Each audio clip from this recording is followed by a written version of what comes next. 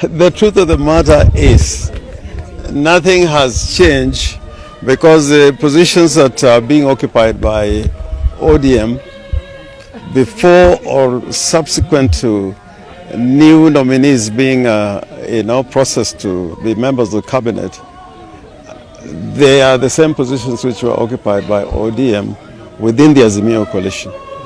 The seats that were retained for the other political parties within the coalition, including Wiper, including Jubilee, those have remained intact, and there has been no change whatsoever. ODM has made it clear that there is no coalition between ODM and Kenya Kwanza. It is individual members who have opted on account of being nominated to be members of the cabinet to take those positions. So ODM, as part of the coalition, remains part of the minority party within the National Assembly and in the Senate. One must always remember that within the coalition, ODM is by far the largest party. It has got the largest stake within the opposition coalition, within the National Assembly and the Senate. Now, if you look at the rules of the National Assembly, the standing orders, and those of the Senate, nomination in terms of seats on both sides of the House depends on the size of the political party. So within the coalition, whether in Kenya Kwanza or in Azimio, the same rules apply, as lawyers will say, mutatis mutandis.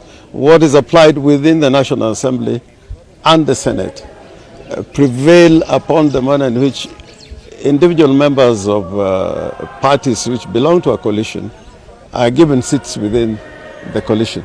For example, we have also got members of the Azimio who are not parliamentary parties. Obviously, they cannot be given a slot within the leadership of the coalition, that is Azimio coalition, within Parliament. I think it's subject to discussion, but it must reflect the strengths of the political parties. And that is not only in the standing orders, it is in the Azimio instruments that brought the parties together.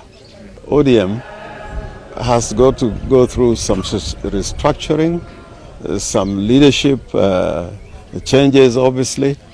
But at the end of it all, Azimio, if it is not, distracted, or if it does not collapse, they have to sit together. I know Raila is the party leader of Azimio, but the chairman of the council is Uhuru Kenyatta. With the membership from various political parties, they'll have to sit down and make that determination. And I think the party leader made it clear many times that the road to any type of arrangement institutionally or organizationally will depend on the preconditions. They are the condition precedent.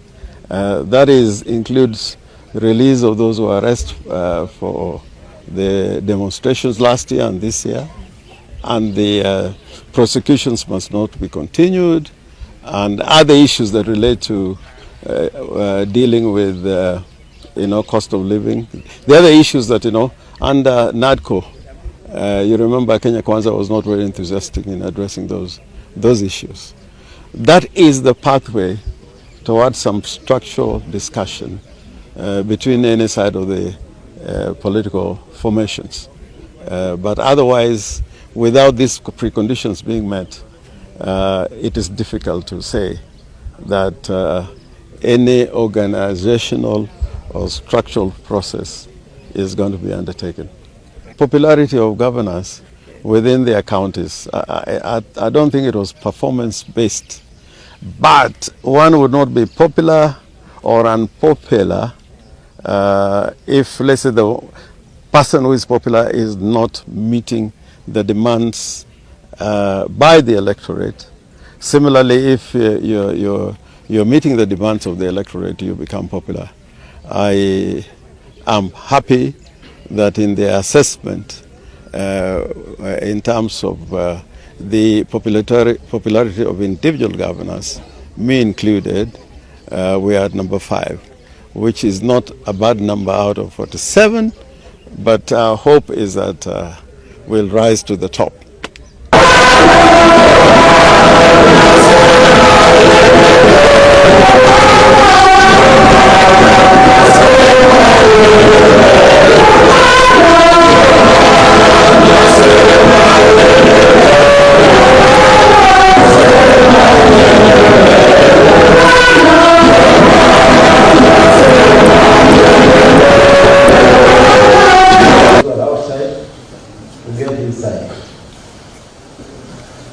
Anybody outside, I'm kindly requesting you to get inside.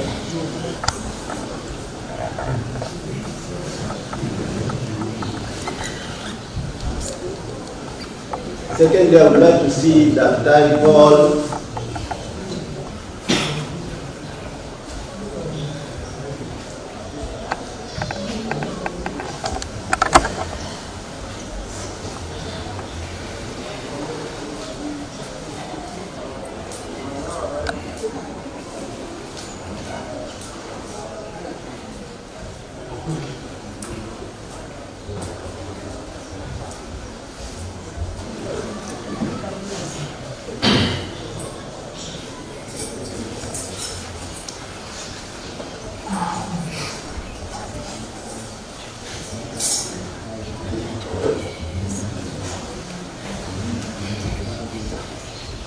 And celebrate, because we believe that these people, they serve God and they believe in God, and they knew that he knew that.